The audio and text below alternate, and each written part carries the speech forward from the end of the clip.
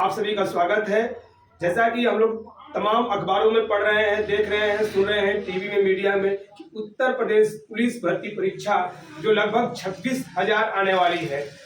उसके साथ super TET भी अध्यापक भर्ती परीक्षा जल्द ही होने वाला है। तो उसके चीज़ों को देखते हुए हम लोग तैयारी पहले से ही कर रहे हैं और उसमें हिंदी जो बहुत महत्वपूर्ण भूमिका निभाती है, जिसमें महत्वपूर्ण पाठों का अध्ययन है, जिसमें हिंदी साहित्य का काल विभाजन जो उत्तर प्रदेश पुलिस परीक्षा, उत्तर प्रदेश अध्यापक भर्ती परीक्षा, उत्तर प्रदेश लेखपाल भर्ती परीक्षा के लिए बहुत ही महत्वपूर्ण है। और हम समय को न बर्बाद करते हुए डायरेक्ट टॉपिक पर आते हैं हिंदी साहित्य का आदिकाल काल विभाजन पर। साहित्य के इतिहास के बारे में विशेष अध्ययन करेंगे। अक्सर उत्तर प्रदेश की भर्ती परीक्षाओं में खासकर यूपी पुलिस और यूपी लेखपाल और सुपर टेट में पूछता है। हिंदी साहित्य का काल विभाजन प्रश्न बनता है कि हिंदी साहित्य का काल विभाजन कितने भागों में किया गया है। तो इसका उत्तर है 4 भागों में। प्रश्न पूछता है कि हिंदी साहित्य का काल विभाजन का पहला भाग कौन सा है। तो 4 विभाजन जो है वो इस प्रकार है। पहला है आदिकाल, दूसरा है भक्ति काल, तीसरा है रीतिकाल, चौथा है आधुनिक काल। हिंदी साहित्य काल विभाजन में आदिकाल, भक्ति काल, रीतिकाल, आधुनिक काल, इन चारों कालों में सबसे महत्वपूर्ण काल 2 काल वर्तमान में माने जाते हैं, भक्ति काल और आधुनिक काल। भक्ति काल को ही स्वर्ण युग काल भी कहा जाता है। स्वर्ण युग काल भी कहा जाता है। कई बार परीक्षा में पूछा भी हुआ है स्वर्ण युग काल किस काल को कहा जाता है। तो इसका उत्तर है भक्ति काल को। भक्ति काल को 2 भागों में बांटा गया है, निर्गुण काव्य धारा और सगुण काव्य धारा। निर्गुण काव्य धारा को 2 उपभागों में बांटा गया है, ज्ञानाश्रयी शाखा, प्रेमाश्रयी शाखा। और सगुण काव्य धारा को 2 भागों में बांटा गया है, रमाश्रयी शाखा, कृष्णश्रयी शाखा। निर्गुण काव्य धारा के अंतर्गत ज्ञानाश्रयी में संत काव्य आते हैं जिसके प्रमुख कवि कबीर माने जाते हैं। और प्रेमाश्रयी शाखा के अंतर्गत सूफी काव्य आते हैं जिसके अंतर्गत प्रमुख कवि मलिक मुहम्मद जायसी माने जाते हैं। सगुण काव्य धारा के अंतर्गत रामाश्रयी शाखा के प्रमुख कवि तुलसी दास जी हैं और कृष्णश्रेयी शाखा के प्रमुख कवि सूरदास जी हैं।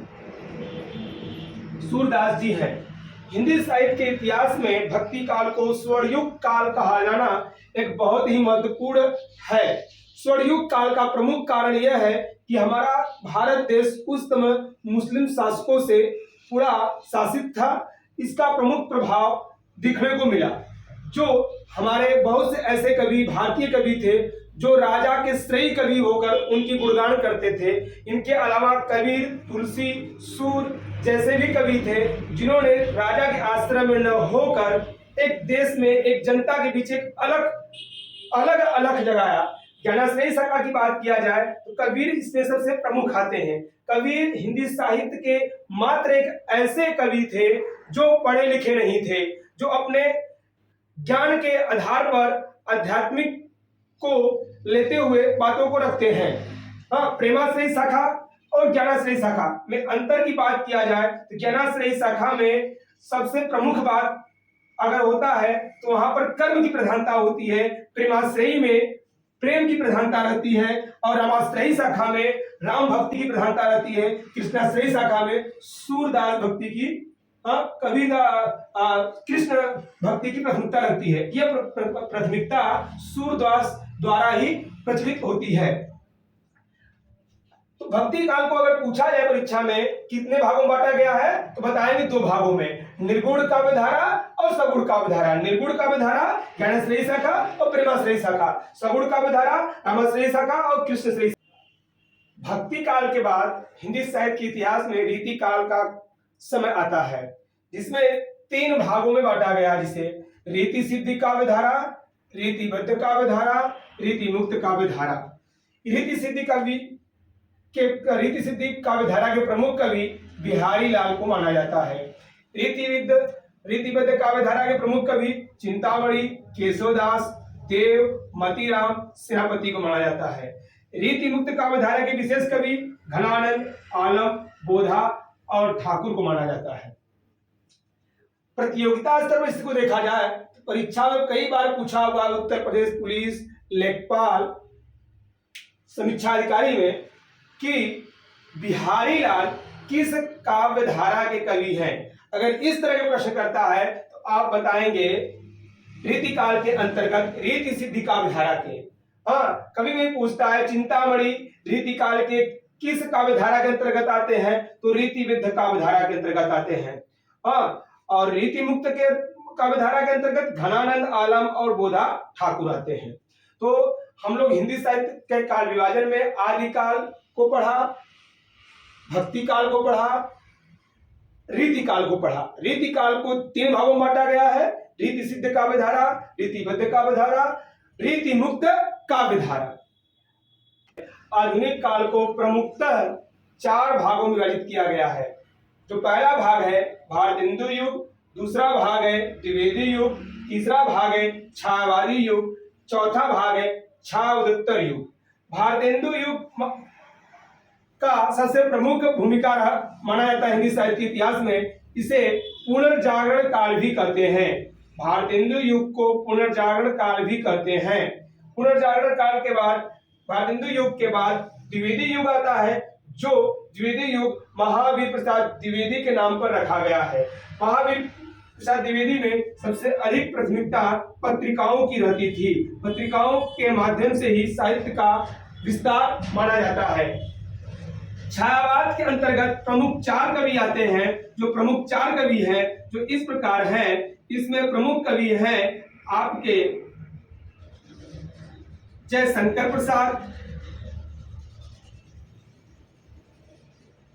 महादेवी वर्मा, निराला और पंत।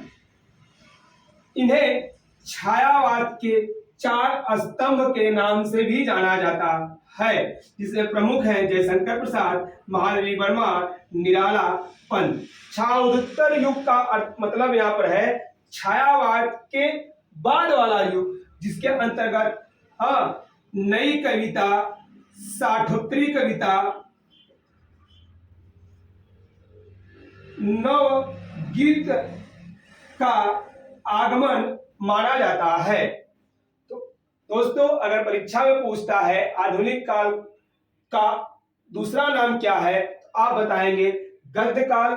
अगर परीक्षा में पूछता है भारतेंदु युग किस काल के अंतर्गत आता है तो आप बताओगे आधुनिक काल के अंतर्गत। भारतेंदु युग के बाद द्विवेदी युग, द्विवेदी युग के बाद छायावादी युग, छायावादी युग के बाद छायोत्तर युग।